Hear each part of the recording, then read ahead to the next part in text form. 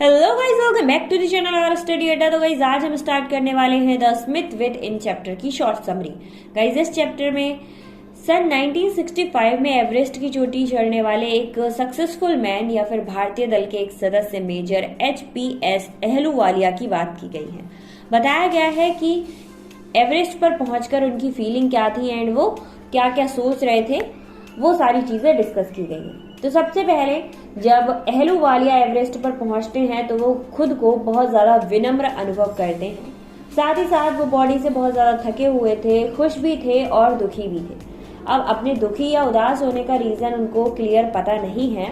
वो बताते हैं कि शायद मैं इसीलिए दुखी हूँ कि एवरेस्ट को चढ़ने के बाद मेरे पास कोई ऐसी चोटी नहीं बचेगी जो दुनिया की सबसे ऊंची चोटी हो और उस पर मैं चढ़ सकूं। अहलूवालिया कहते हैं कि एवरेस्ट पर चढ़ने के बाद उन्हें बहुत ज्यादा हैप्पीनेस हो रही है। अहलूवालिया ये भी बताते हैं कि ये जो खुशी है ना, ये लाइफ टाइम मेरे साथ रहने वाली है। और जब हम एवरेस्ट की चोटी पर पहुंचते हैं तो हमारा जो समर्पण होता है वो गॉड के प्रति हो जाता है एक तरीके से। मतलब हमें ये लगता है कि जो हमने ये किया है ना, ये सब गॉड की वजह से किया है एंड गॉड के लिए किया है। अहलूवालिया ने एवरेस्ट की एक चोटी चढ़ ली थी एंड सेकंड पे जाने वाले थे वो लोग। तो अब उनके माइंड में केवल सेकंड चोटी के बारे में ही सारी बातें चल रही थी। अहलूवालिया बताते हैं कि किसी भी चोटी पर, किसी भी एवरेस्ट पर चढ़ने के लिए किसी भी व्यक्ति में 3 गुणों का होना बहुत ज्यादा जरूरी होता है। वो 3 गुण कौन से थे? फर्स्ट था सहन शक्ति, मतलब आप कितना ज्यादा सह सकते हैं। एंड सेकंड था दृढ़ता, कितने स्ट्रांग हैं आप। एंड थर्ड था इच्छा शक्ति, जब तक आपकी इच्छा नहीं होगी आप किसी भी काम को नहीं कर सकते। तो अगर ये तीनों कैरेक्टर आपके अंदर हैं तो आप किसी भी काम को आसानी से कर सकते हैं एंड उसमें सक्सेसफुल हो सकते हैं। और जब ये 3 कैरेक्टर होते हैं ना मैन के अंदर, तो उसे हर काम करने में एक मजा आने लगता है, मतलब वो हर चीज को एंजॉय कर सकता है। अब अहलूवालिया कहते हैं कि आप लोगों के मन में एक क्वेश्चन उठ रहा होगा कि आखिर एवरेस्ट ही क्यों चुना मैंने। तो उन्होंने बताया कि उन्हें बचपन से ही पहाड़, नदियां, ये सारी चीजें बहुत ज्यादा पसंद हैं। और जो एवरेस्ट है ना, वो उन सब में सबसे ऊंचा है एंड सबसे ज्यादा पावरफुल है। और उस पर चढ़ने के लिए बहुत सारी बर्फ से, बहुत सारे पत्थरों से गुजरना पड़ता है, बहुत ज्यादा स्ट्रगल करना पड़ता है।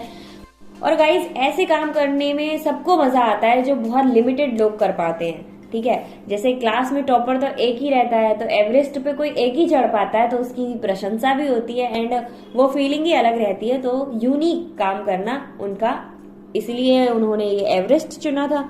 अहलूवालिया साथ ही साथ ये भी बताते हैं कि जब हम एवरेस्ट पर चढ़ते हैं तो हम फिजिकली नहीं, मेंटली भी थक जाते हैं। और जब हमारी जीत होती है ना, तो वो बॉडी से भी हम जीतते हैं। मतलब हमने एवरेस्ट की चढ़ाई चढ़ ली होती है एंड लोग हमें जानने भी लगते हैं। मतलब हमारी बॉडी तो रिलैक्स होती है कि हाँ हमने इतना बड़ा काम किया, साथ ही साथ हमें इस दुनिया में बहुत बड़ा नाम मिलता है कि हमने एवरेस्ट की चढ़ाई की है।